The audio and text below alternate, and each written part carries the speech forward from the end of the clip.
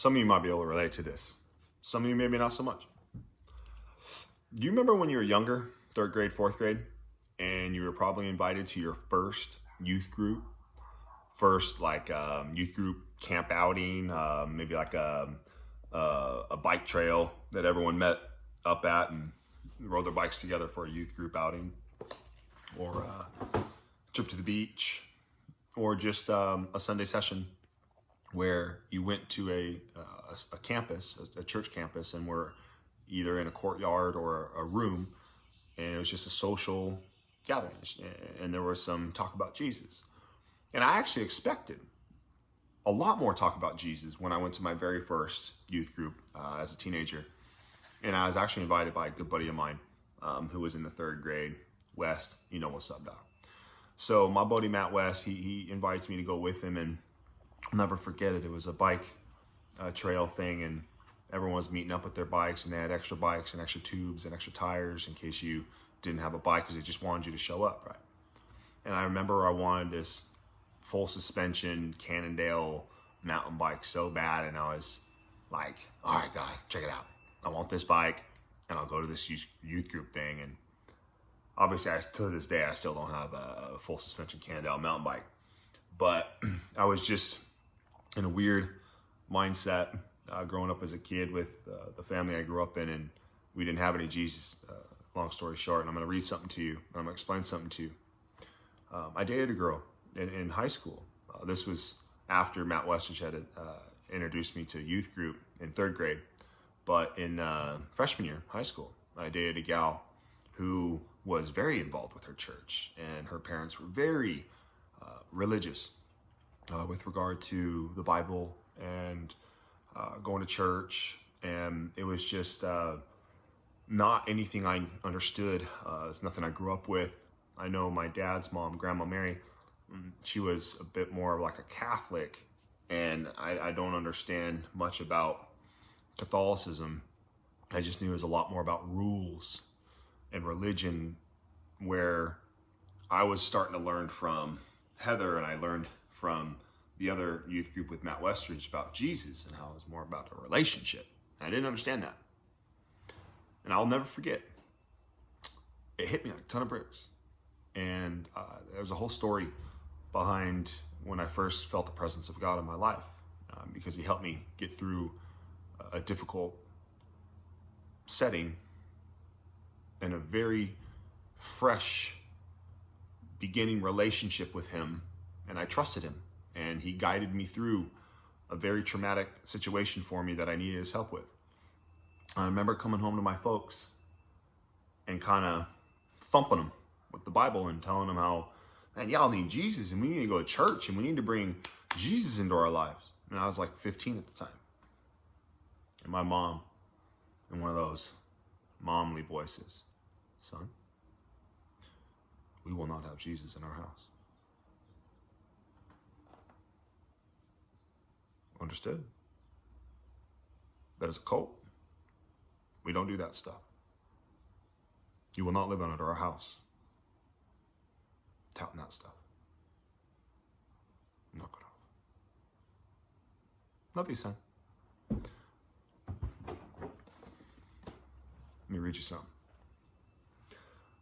This section addresses the great multitudes, among whom were believers. The emphasis in this lesson on discipleship deals with things that prevent a man from becoming a full-time follower of the Messiah. Distinguishing between salvation and discipleship is important. Salvation requires faith alone, but discipleship requires a much stronger commitment. 3 lessons about discipleship are presented in this section. First lesson is that the disciple must be willing to leave all, even his own family members, if they try to hinder him from entering a full-time commitment to discipleship. Luke 14, verse 26. The terms love and hate in this context are not dealing with emotions, but rather with the issue of choosing or not choosing. To love means to choose, and to hate means not to choose or to reject. This meaning is found in Malachi. Yet I loved Yaakov, Jacob, but Esau I hated, meaning that Jacob was chosen to be the covenantal son, but Esau was not chosen. In that sense, Esau was hated, but Jacob was loved. Therefore, if family members force a person to make a choice between following them or following Jesus.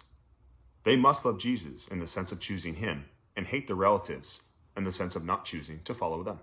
I don't hate my parents. I just choose to follow Jesus instead of following them. And I knew that at 15. The second lesson on discipleship is that a commitment to follow Jesus is equivalent to bearing one's own cross, identifying with Jesus' rejection, and being willing to suffer rejection as well. Woo! You know why a lot of elite, Hollywood, wealthy people refuse to take up their cross?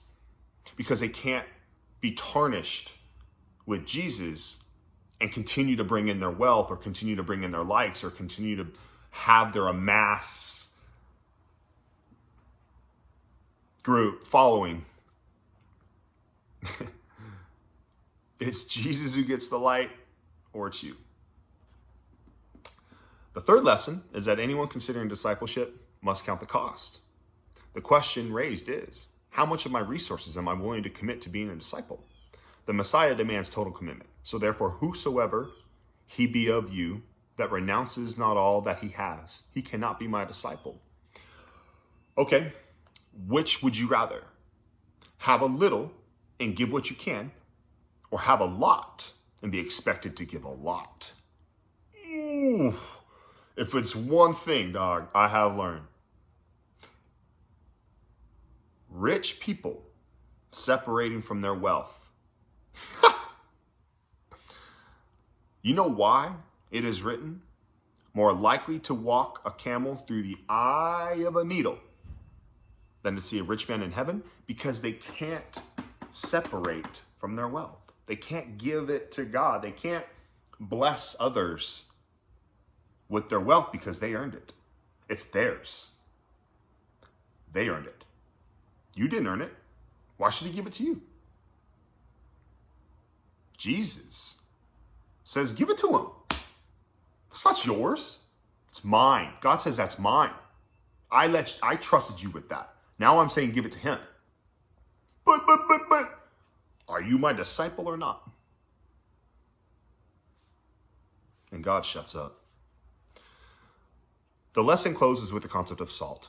Salt, therefore, is good. But if even salt have lost its savor, wherewith shall it be seasoned? Meaning, once salt has lost its taste, how do you fix it? What do you do with it? Nothing. It's worthless.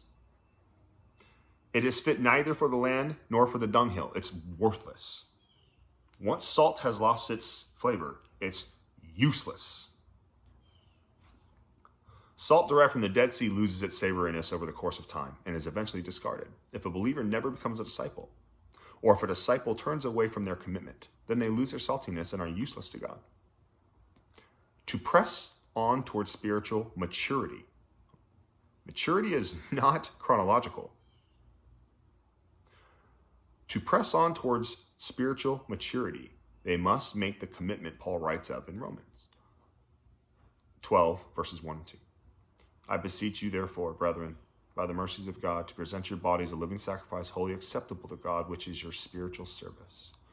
And be not fashioned according to this world, but be ye transformed by the renewing of your mind, and ye may prove what is the good and acceptable and the perfect will of God. Quit living for yourself and start living for God. Show Jesus through your actions. Become a disciple. Make other disciples that want to follow Jesus through actions that they're impressed by you when you weren't even watching, when they weren't even watching, when there was no gain for you. You're just doing the will of God as a conduit through your life, through your friends, through your family. Or don't. Live for yourself. Make sure your ego, make sure your presence, make sure your status is perfect. Make sure you wear everything correctly. Make sure you say everything correctly. Make sure you are seen everywhere. Make sure you post every good deed you do. Make sure you are perfect because it's all about you. And when you make all that money, it's all yours. You inch it out here and there. And you get more power and you get more people begging to be your friend and begging to be on your team and just saying everything they got to say because they think you are God. And it gets to you and you're like, dude, I am something special. But you ain't. Jesus is incredibly special. Jesus is incredibly important. And it's only through you that others will get to know him. Because it's just not so easy to learn this stuff on your own. You have got to help guide people through this. No different than there's no quick fix getting in shape. You got to work out. And 2/3 of people are incredibly out of shape. That 1/3 of kids are obese.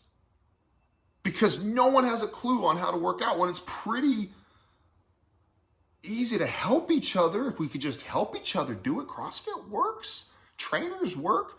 All that stuff costs money. So why can't we just help each other? Jesus is free. But no one wants to talk about Jesus. It's work. It makes you feel rejected. People reject you. People,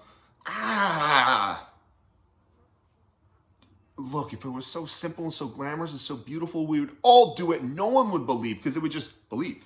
Oh, yeah, everyone believes in Jesus. But they wouldn't have any relationship. They wouldn't dig into it. Instead, God makes you swim and claw and through it because that makes it real. That's the challenge that makes it real. God doesn't make it impossible to be in shape. He makes it a challenge. God doesn't make it impossible to know Jesus. He makes it a challenge because it's your actions and it's your ability to turn other things off, to seek this out like any other challenge. But you're doing it for God. You're doing it for Jesus. You're doing it for the will of the kingdom, not your gain. I hope you learned something.